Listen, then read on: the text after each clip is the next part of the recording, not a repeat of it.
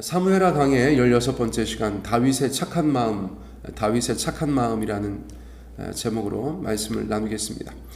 사무엘 하의 말씀을 나누면서 몇 번 말씀드렸어요. 기록된 사건과 내용들이 꼭 시간 순서는 아니다, 그렇게 말씀드렸습니다. 오늘의 본문도 저희가 그렇게 이해해야겠어요. 요점은 우리가 생각하는 것보다는 후대의 이야기이다. 다윗 왕의 통치 초반이 아니라 후반이다라는 것을 저희가 생각하시고 이 말씀을 들으셨으면 좋겠어요. 자, 1절 말씀 다시 한번 봅니다. 여호와께서 주위의 모든 원수를 무찌르사 왕으로 궁에 평안히 살게 하신 때에, 다윗이 왕이 되어서 하나님의 도우심으로 블레셋을 무찌른 것은 통치 전반부에 있었던 이야기인 것이 분명하죠. 그런데 주위의 모든 원수를 무찌른 것은 시간이 더 걸렸습니다. 기타 주변의 여러 나라들, 한두 나라가 아니고요, 여러 나라들을 물리친 후에 오늘의 이야기가 시작되었다라고 보시면 되겠어요. 통치 후반의 이야기인 것입니다. 자, 2절 3절 왕이 선지자 나단에게 이르되 볼지어다 나는 백향목 궁에 살거늘 하나님의 궤는 휘장 가운데에 있도다. 나단이 왕께 아뢰되 여호와께서 왕과 함께 계시니 마음에 있는 모든 것을 행하소서 하니라. 다윗이 선지자 나단에게 어떤 것을 말합니다. 나단은 잘 알려진 것처럼 다윗과 솔로몬의 시대에 걸쳐서 활동했던 선지자였어요. 다윗과 아주 가까웠던 선지자였던 것을 저희가 알고 있죠. 그런데 이런 고백을 합니다. 나는 백향목 궁에 살거늘 하나님의 궤는 휘장 가운데에 있도다. 자, 어떤 고백인지 아시겠죠? 다윗은 지난 본문을 통해서 저희가 살펴본 것처럼 왕위에 오른 후에 언젠가 두로왕 히람의 도움으로 백향목 궁에 살게 되었습니다. 백향목 궁은 당대 최고의 건축 자재로 지어진 궁이라는 뜻이었어요. 그런데 다윗이 다윗성으로 언약궤를 옮겨놓은 후에 하나님의 언약궤는 계속해서 여전히 텐트 안에 있었다는 것입니다.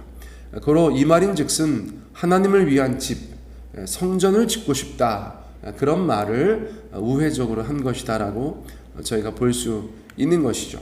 자, 다른 것을 다 떠나서 다윗의 착한 마음이 드러났다고 볼 수 있어요. 우리는 하나님을 향한 어떤 마음이 있습니까? 하나님은 그 착한 마음을 기뻐 받으셨다는 것이에요. 또 기뻐 받으시는 줄 믿습니다. 당장 나단은 다윗의 마음을 헤아려 조언합니다. 여호와께서 왕과 함께 계시니 마음에 있는 모든 것을 행하소서. 나단 선지자는 말 그대로 조언을 하는 것이에요. 기도 응답을 받았거나 하나님의 계시가 있었던 것은 아닙니다. 대언의 말씀을 전한 것은 아닌데, 다윗과 늘 함께 하다 보니까 다윗이 하나님의 마음에 합한 사람 아닙니까? 그러니까 마음에 있는 모든 것을 행하소서. 한번 해보시죠. 하나님께서 얼마나 기뻐하시겠어요. 그렇게 조언을 했다는 것입니다. 하나님을 위해서 무언가 하고 싶어 하는 사람, 그리고 그것을 하라고 하는 선지자.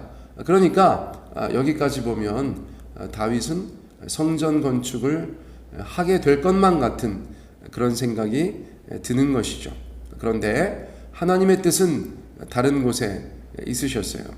바로 그날 나단에게 하나님께서는 이 일에 대해서 분명하게 말씀해 주십니다. 4절 5절 보세요. 그날에 여호와의 말씀이 나단에게 임하여 이르시되 가서 내 종 다윗에게 말하기를 여호와께서 이와 같이 말씀하시되 내가 나를 위하여 내가 살 집을 건축하겠느냐, 그렇게 말씀하셨다는 거예요. 하나님은 다윗과 나단이 성전에 대하여 의견을 나눈 바로 그날 말씀을 주세요. 왜냐하면 나단의 조언과 다른 뜻을 가지고 계셨기 때문이에요. 그러니까 속히 수정하여서 다윗이 성전 건축을 시작한다던가 정말 그렇게 믿지 않도록 하나님께서 혼란을 피하게 하시려고 그날 말씀해 주셨다. 저희가 그렇게도 볼 수 있겠어요. 골자는 무엇입니까? 네가 나를 위하여 내가 살 집을 건축하겠느냐 이것이죠. 자, 뉘앙스는 무엇입니까? 어감이 무엇입니까? 너는 아니다 이런 말이죠. 요점인즉슨 너는 아니다. 다윗을 통한 성전 건축은 불가하다. 하나님께서 그것을 급하게 말씀해 주셨다는 거예요. 다윗이 착한 마음으로 하나님의 전을 세우고 싶어한 것은 잘 아셨지만 하나님은 나름의 합당한 이유 때문에 허락하지 않으셨어요. 자, 역대상 22장 8절 말씀 제가 읽어드립니다. 역대상 22장 8절 말씀. 여호와의 말씀이 내게 임하여 이르시되 너는 피를 심히 많이 흘렸고 크게 전쟁하였느니라. 네가 내 앞에서 땅에 피를 많이 흘렸은즉 내 이름을 위하여 성전을 건축하지 못하리라. 저희가 잘 알고 있는 말씀이죠. 다윗이 왜 성전 건축을 못했다는 것입니까? 피를 많이 흘렸다는 것이요. 사람을 많이 죽였다는 것입니다. 전쟁을 많이 치르면서 그런 일들을 행했다는 것이죠. 어쩔 수 없는 전쟁들이었죠. 그 중에서는 하나님을 위한 전쟁들도 있었어요. 그러나 다윗이 많은 사람을 죽인 것은 변함이 없었습니다. 그것을 하나님께서 성전, 홀리 템플, 그렇죠? 성전을 건축하는 것에 대해서 부당하다, 부적합한 사유다라고 말씀해 주셨다는 것이에요. 다윗 입장에서는 아쉽고 속상할 수 있었겠습니다. 하지만 하나님의 뜻이 더 중요하죠. 그리고 어떤 면에서 보면 내가 그 일을 꼭 하지 않아도 된다. 다윗이 성숙한 사람이었으니까 그런 생각을 할 수도 있었겠어요. 결국 하나님께서 원하시는 바를 성취하실 것이기 때문입니다. 우리가 아는 것처럼 이 성전 건축은 다윗이 준비하고 그 아들 솔로몬이 행했던 것을 저희가 알고 있죠. 하나님께서는 그 맡은 바 일들을 감당할 자들을 따로 두셨다고도 볼 수가 있겠습니다. 자, 6절과 7절 말씀 보세요.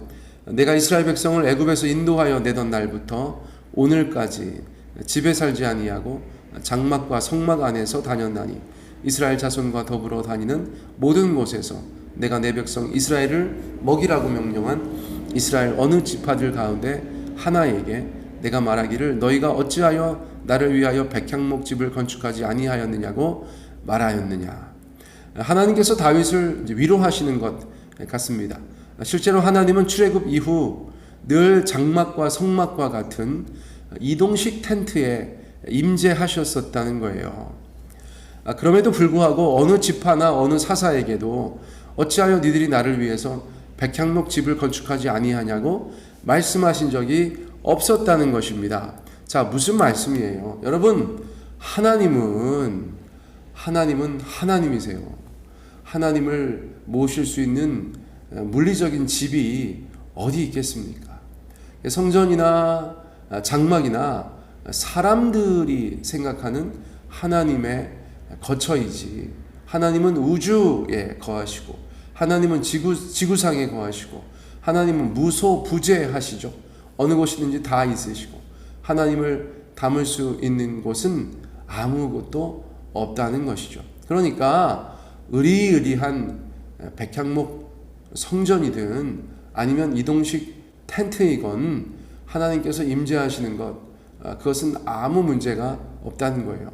그것이 물리적인 건물이나 텐트 자체가 하나님의 영광을 반영할 수 있는 것은 아니기 때문입니다. 여러분, 하나님은 영이시다는 것을 저희가 또한 기억할 필요가 있겠어요. 하나님을 모실 수 있는 건축물은 애초에 불가능한 것입니다. 그러므로 하나님을 위한 집이라는 것의 의미는 인간들의 생각보다 크지 않다. 하나님이 언제 성전에 집착하셨고 장막이라고 불평하셨는가? 하나님은 우주에 거하시는 분이시다. 저희가 그렇게 이해하면 좋겠죠. 그럼에도 불구하고 교회의 역사를 보면 인간들은 하나님의 집, 성전, 교회 등을 짓는다고 필요 이상의 시간과 열정과 물질을 쏟아부었던 것을 저희가 알고 있죠. 물론 보기 좋죠. 지금도 어디 가면 예쁜 교회당, 그렇죠? 많죠. 그런 거 보면 좋죠. 전 좋아요. 솔직히. 예, 좋아요. 그런데 부작용도 만만치 않았었다는 것입니다. 교회 역사를 통해서 또 한국 교회의 역사를 통해서 교회가 건물이 아니고 믿는 자들의 공동체라고 아무리 말하여도 눈앞에 펼쳐진 멋진 건물의 그 유혹을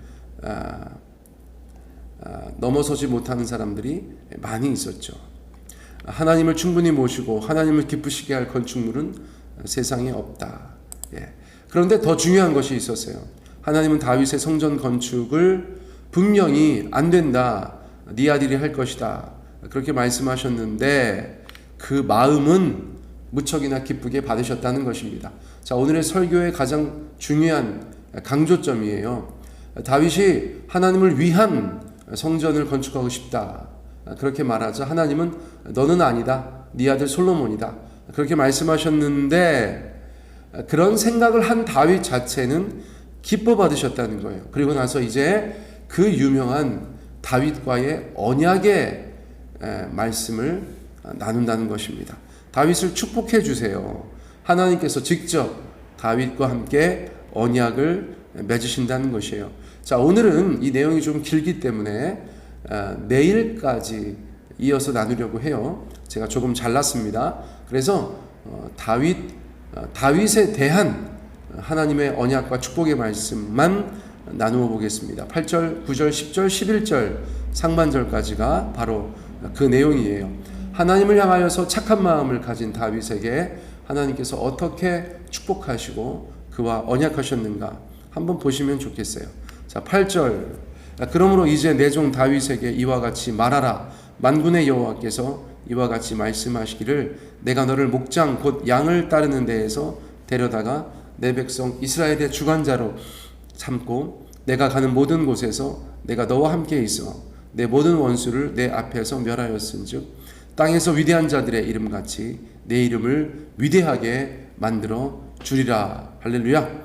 먼저 하나님은 다윗에게 행하신 일들을 언급합니다. 과거의 일들이죠. 다윗은 양치는 목자였습니다. 그러나 하나님께서 그를 이스라엘의 주권자로 삼아주셨다고 말씀하세요. 또한 그 후에도 승승장구하게 하셔서 주님 앞에 그분의 살아계심을 보여주셨다는 것이죠.